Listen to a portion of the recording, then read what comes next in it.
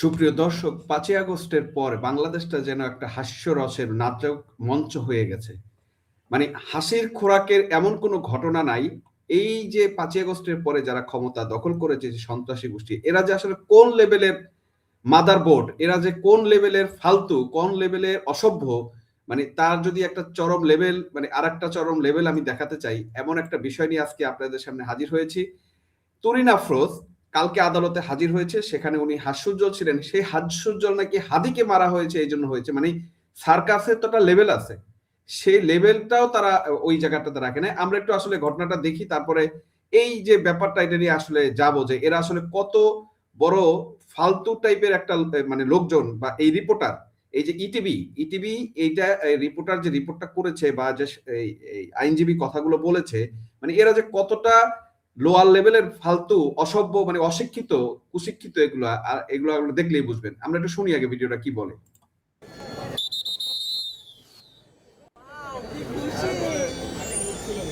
যে খুব খুশি আছে তুরিন আফরোজ, খুশি আছে কেন, এইটা তাদের জ্বালা ধরে গেছে। আপনারা জানেন এই আপনার তুহিন আফরোজ যে আজকে এই আদালতে তাকে দেখেন নামটা পর্যন্ত অসভ্যটা ঠিক মতো বলতে পারে না। নাম হচ্ছে তুরিন আফরোজ, সে বলে তুহিন আফরোজ। শুনেন। হাস্যোজ্জ্বল অবস্থা আমরা দেখলাম। আমরা তার হাস্যোজ্জ্বল অবস্থা দেখে আমরা আদালতের ভিতরেই তাকে প্রশ্ন করলাম। এই যে আমাদের যে আপনার ঢাকা আটের সংসদ সদস্য হাদিকে তাকে গুলিবিদ্ধ হওয়ার পরে এই নিউজটা দেখেই কি এই তুহিন আফরোজ এই চিন্তা করেন কত বড় বলদের বাচ্চা বলদ, কত বড় মানে লেম কথাবার্তা, কত বড় ফালতু কথাবার্তা। মানে ওনাকে হাসি দেখে জিজ্ঞেস করছে যে হাদিকে গুলি করা, ঢাকা আটের সংসদ সদস্য প্রার্থী হাদিকে গুলি করা হয়েছে, এই জন্য কি হাসছেন কিনা। মানে প্রশ্নের লেভেলটা যদি দেখেন যে এরা কোন ক্লাসের কোন জাতের, সেটাই কিন্তু আপনারা বুঝতে পারবেন যে কত বড় স্টুপিড এবং কত বড় ফালতু জাতের, এটা কিন্তু এটাতেই তাদের ভাষায় বোঝা যায়। শুনি আর একটু। হাস্যোজ্জ্বল তার এই প্রতিচ্ছবি আদালতে সে আপনার উপস্থাপন করছে। আপনারা জানেন এই তুহিন আফরোজ সে তার পিতা। আরে বেটা, তুরিন আফরোজ না, তুরিন আফরোজ। আর একটা কথা বলি, হাস্যোজ্জ্বল কারা থাকে জেলখানায় বসে? এই পুলিশের ব্যারিকেডে হাস্যোজ্জ্বল কারা থাকতে পারে? মুজিব আদর্শের সৈনিক। হাসতে হাসতে ফাঁসির মঞ্চে ফাঁসির দড়ি গলায় পড়তে পারে কারা? মুক্তিযুদ্ধকে যারা বিশ্বাস করে, ৭১কে যারা বিশ্বাস করে, মুজিব আদর্শে যারা বিশ্বাস করে, তারা হাসতে হাসতে ফাঁসির গড়ি গলায় পড়তে পারে এই দেশের জন্য। তোরা কি পারবি? তোরা তো লুঙ্গির তলে লুকিয়ে থাকা ধান্দাবাজি একটা লোক, অশিক্ষিত কুশিক্ষিত, মানে এবং পড়াশোনা করেছস তাও দুর্নীতি করে পড়াশোনা করে আইছিস, কোনো পড়াশোনাই তো তোদের নাই, কিভাবে তোর আইনজীবী হয়েছিস সেটা নিয়ে প্রশ্ন আছে মানুষের। মাতাকে সে একটা চুরি দেয়, তার বাসা থেকে বের করে দেয় এবং আজকে এক বাদী এই বিজ্ঞ আদালত একটা শেয়ার মামলা করে। দর্শক, এই যে অসভ্য, এই যে উকিল, এর পড়ালেখার লেভেল, এর শিক্ষাগত যোগ্যতা নিয়ে আসলে আমার অনেক প্রশ্ন আছে। মানে এরকম অসভ্য, এরকম অথর্ব স্টুপিড লোক কিভাবে আইনজীবী হয় এবং আদালতে উকিল হিসেবে নিয়োগ পায়, এটা আমার বোধগম্য হয় না। আমি কনফার্ম এ নকল করে পড়াশোনা করছে অথবা দুর্নীতি করে পড়াশোনা করছে, এবং অ্যাডভোকেটশিপও উকিল দুর্নীতি করে পেয়েছে, এবং ওই যে শিবির কোঠায় হয়তো পাইছে।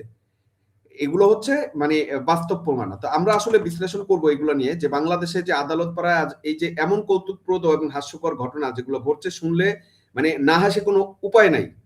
মানে সাথে সাথে আমরা লজ্জাও পাবো যে এটা আসলে কি ব্যাপার।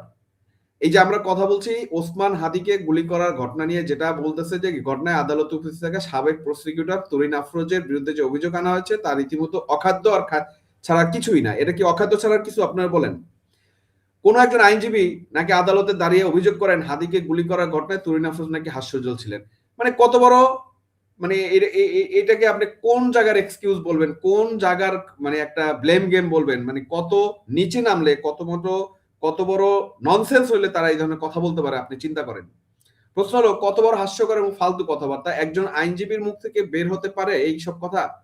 এই লোক কোথায় পড়াশোনা করেছে, কিভাবে পাশ করেছে, আসলে কি পড়ালেখা মানে করে পাশ করেছে, নাকি কিভাবে পাশ করলো, নাকি নকল করে পাশ করছে? এই প্রশ্নটা কিন্তু আমি আপনাদের বারবার জিজ্ঞেস করছি, এবং তাকেও জিজ্ঞেস করছি, জাতির কাছে জিজ্ঞেস করছি, এরা কিভাবে এই তৈরি হয়েছে।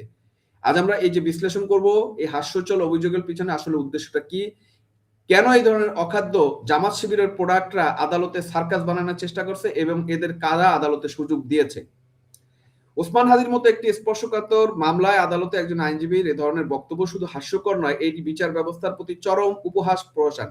ওনার বিচার হচ্ছে আরেকটাতে, হাদির হত্যাকাণ্ড চেষ্টা করা হচ্ছে আরেক জায়গাতে, কোনটার সাথে কি মিলে যেতেছে? উনি তো তুরিন আফরোজ তো আজকে দীর্ঘদিন ধরে জেলখানার ভিতরে, মানে এটার সাথে এটার কি সম্পর্ক?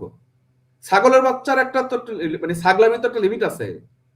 একজন আইনজীবী অভিযোগ করছেন ঘটনার সময় তুরিন আফরোজ নাকি হাস্যজ্জ্বল ছিলেন। এটি একটি ফৌজদারি মামলা যেখানে একজন ব্যক্তি গুলিবিদ্ধ হয়ে গুরুতর আহত, আর সেই পরিস্থিতিতে কোনো ব্যক্তি হাসির সঙ্গে মামলার কি সম্পর্ক থাকতে পারে, এই প্রশ্নটা কিন্তু মানুষ, অন্যান্য উকিলরাই করতেছে। যিনি এই অভিযোগ করেছেন তিনি কি জানেন আদালতে সাক্ষ্য বা প্রমাণ কিসের ভিত্তিতে দিতে হয়? এইগুলো কি উনি বুঝে? কোন ব্যক্তির মুখের অভিব্যক্তি কি মামলার প্রমাণ করতে পারে? যদি তাই হয় তাহলে এই আইনজীবীর আইনের ন্যূনতম জ্ঞান আছে কি নাই সেটা নিয়ে আমার সন্দেহ আছে। তুরিন আফরোজ একজন আইন বিশেষজ্ঞ, সাবেক আন্তর্জাতিক অপরাধ ট্রাইব্যুনাল প্রসিকিউটর। তার বিরুদ্ধে এই ধরনের ব্যক্তিগত এবং ভিত্তিহীন অভিযোগ আনা প্রমাণ করে অভিযোগকারী আইনজীবীর পেশাদারিত্বের মান কতটা নিম্ন। এই ধরনের অখাদ্য এবং ফালতু মন্তব্য যিনি করতে পারেন তার শিক্ষা ও যোগ্যতা নিয়ে জনগণের মানে প্রশ্ন জায়গাটা একদম স্বাভাবিক। একজন জিজ্ঞেস করেছেন এই আইনজীবী কোথায় পড়ালেখা করেছেন, আইনের কি ধারণা কি তার নেই? এই ব্যক্তি কি তার মুখের অভিব্যক্তির জন্য আদালতে অভিযুক্ত হতে পারে? কোনো ব্যক্তি হতে পারে? তার এই ধরনের অপ্রাসঙ্গিক এবং ফালতু কথাবার্তা শুনে সন্দেহ হয় যে এই ব্যক্তি কি সত্যি পড়াশোনা করে পাশ করে আইনজীবী হয়েছেন, নাকি সব নকল পাশ করেছেন। কারণ একজন যোগ্য আইনজীবী কখনোই জনসমক্ষে এমন ভিত্তিহীন ব্যক্তিগত আক্রমণাত্মক কথা বা মন্তব্য করে না। কিন্তু এটি শুধু আইনের জ্ঞান নিয়ে প্রশ্ন না, এটি হলো পেশাদারিত্বের চরম অভাব এবং দলীয়করণের যে চরম দৃষ্টান্ত, সেটাই হচ্ছে এটা। আদালতের সময় নষ্ট করে এই ধরনের ব্যক্তিগত আক্রমণ কোনোভাবেই কি গ্রহণযোগ্য হতে পারে? দর্শক, রাজনৈতিক বিশ্লেষকরা বলছেন এই ধরনের অখাদ্য আইনজীবী হলেন জামাত শিবিরের প্রোডাক্ট, এদের মূল উদ্দেশ্য ভিন্ন। তুরিন আফরোজ আন্তর্জাতিক অপরাধ ট্রাইব্যুনালের প্রসিকিউটর ছিলেন এবং যুদ্ধাপরাধীদের বিচারের সঙ্গে যুক্ত ছিলেন। এই ধরনের আইনজীবীর মাধ্যমে তার বিরুদ্ধে ব্যক্তিগত আক্রমণ করে জামাত শিবির যুদ্ধাপরাধের বিচারকে প্রশ্নবিদ্ধ করতে চাইছে বলে অনেকে বলে। এই অখাদ্য আইনজীবীরা আদালতে সার্কাস বানানোর চেষ্টা করছে, গুরুতর মামলা হাস্যকর অভিযোগ এনে তারা বিচার ব্যবস্থার প্রতি মানুষের আস্থা নষ্ট করছে এবং নষ্ট করার চেষ্টা করছে, এটাই তাদের কাজ। এই ষড়যন্ত্রের সঙ্গে ডক্টর ইউনূসের সেই মেটিকুলাস ডিজাইনের যোগসূত্র রয়েছে যা দেশের অস্থিতিশীলতা সৃষ্টি করতেছে। এই ধরনের ফালতু অভিযোগ আদালতকে ব্যস্ত রেখে তার মূল সমস্যাকে জনগণের থেকে মনোযোগ থেকে সরাতে চাওয়ার একটা প্রচেষ্টা ছাড়া আর কিছুই মনে করে না। সবচেয়ে বড় প্রশ্ন হলো এই ধরনের অখাদ্য আইনজীবীরা কারা আদালতে সুযোগ দেয়, এই প্রশ্ন আজকে জনগণের মধ্য থেকে উঠছে। দেশের আইনজীবী সমিতিগুলো উচিত এই ধরনের অযোগ্য ভিত্তিহীন অভিযোগকারী আইনজীবীদের বিরুদ্ধে কঠোর ব্যবস্থা নেওয়া। তাদের এই ধরনের ফালতু কথাবার্তা আদালতের সময় নষ্ট না করে বিচার ব্যবস্থার ভাবমূর্তি ক্ষুণ্ণ করে এবং তাদেরকে এইসব জায়গা থেকে বরখাস্ত করা বা বের করে দেওয়া। বিচারকদের উচিত এই ধরনের অখাদ্য অভিযোগগুলো তাৎক্ষণিক বাতিল করে দেওয়া এবং অভিযোগকারী আইনজীবীকে সতর্ক করার প্রয়োজনে তার বিরুদ্ধে ব্যবস্থা নেওয়া। এই ঘটনা বাংলাদেশের বিচার ব্যবস্থার মানদণ্ড নিয়ে প্রশ্ন তুলে। যেখানে একজন যোগ্য আইনজীবী আইনের প্রমাণ এবং যুক্তি নিয়ে কথা বলবেন, সেখানে এই ধরনের ব্যক্তিগত আক্রমণ আদালতকে তার গুরুত্ব এবং মর্যাদা থেকে দূরে সরে দেয় বলেই আমরা মনে করি। হাদিকে গুলি করার ঘটনায় তুরিন আফরোজের বিরুদ্ধে হাস্যোজ্জ্বল থাকার অভিযোগটি শুধু হাস্যকর নয়, এটি আইনের মর্যাদার প্রতি চরম অবমাননা।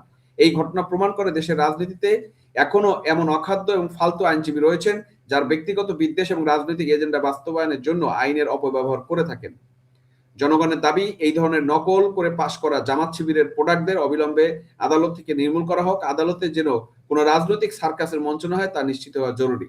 দর্শক, শুনলেন পুরো ঘটনাটা। আমি ব্যক্তিগতভাবে খুবই ক্ষুব্ধ। এই ধরনের অখাদ্য চেহারাটা দেখলেই বোঝা যাবে যে এটা অসভ্য, এরা জামাত শিবিরের প্রোডাক্ট এবং মানে এরা হচ্ছে কোনো পড়াশোনা করে না, এরা হলো দুর্নীতি করে। আপনি জানেন, আপনি যদি জামাত শিবির করেন আপনাকে চাকরি দেওয়ার জন্য আপনি বাসা বসে পরীক্ষা নেবে। দুর্নীতির চরম আক্রা কেন্দ্র হচ্ছে জামাত ইসলাম। মানে দুর্নীতি কত রকম আছে, কত প্রকার কি এবং এরা হলো লেবাসদারি, দাঁড়িয়ে রাখবে, নামাজ পড়বে এবং দুর্নীতি করবে। মানে নামাজে যাওয়ার আগে ঘুষটা বলবে যে যা দিবেন দেন, তাড়াতাড়ি নামাজ যাব। আবার এসে আবার বলবে যে কিছু বাকি আছে কিনা দেন, থাকলে পকেটে কি আছে দেন। এরা হচ্ছে এরকম টাইপের। বিশ্বাস করেন, এদেরকে আমি হারে চিনি। এরা প্রত্যেকটা লোক হচ্ছে দুর্নীতিবাদ। জামাত ইসলামের শিবিরের প্রত্যেকটা লোক হচ্ছে দুর্নীতিবাদ। তারা নিজের স্বার্থে হেন কোনো অপরাধ নাই। দুর্নীতি হতে শুরু করে, অস্ত্রবাজি হতে করে, মানুষ খুন হতে শুরু করে, রক কাটা হতে শুরু করে, হেন কোনো অপরাধ নাই এরা করে না। দর্শক, এইসব অসভ্যদের দেশ থেকে আমাদের দেশ যে কবে মুক্তি পাবে আল্লাহ জানে। তো এ পর্যন্তই আজকে, দেখা হবে পরবর্তী ভিডিওতে। ততক্ষণ পর্যন্ত ভালো থাকবেন এবং এই অসভ্যদের থেকে বেঁচে থাকবেন এবং পারলে এই অসভ্যদেরকে প্রতিরোধ করবেন। ধন্যবাদ সবাইকে, ভালো থাকবেন।